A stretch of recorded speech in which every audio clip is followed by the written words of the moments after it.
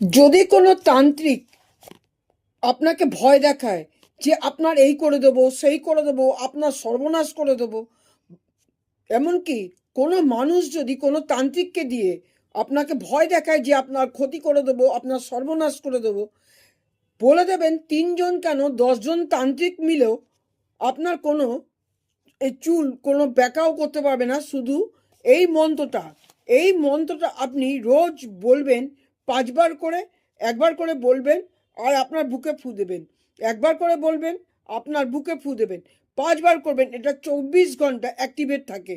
কি বলবেন? ক্রিং ক্রিং ক্রিং মহাশ্মশান কালীকে যে আমার সুরক্ষা ঘেরা ঘরে ভেঙে ঘরের ভেতরে প্রবেশ করলে তার রক্ত মহাশ্মশানকালী চুষবে।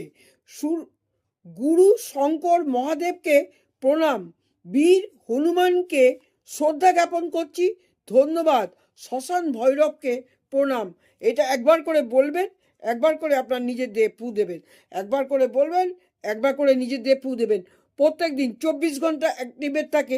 এই এত বড় মন্ত্রটা লেখা যাবে না বলে আপনারা কিন্তু আমার ভিডিওটি অবশ্যই শেয়ার করে লিখে নিতে পারেন। আর একবার বলে দিচ্ছি মন্ত্রটা।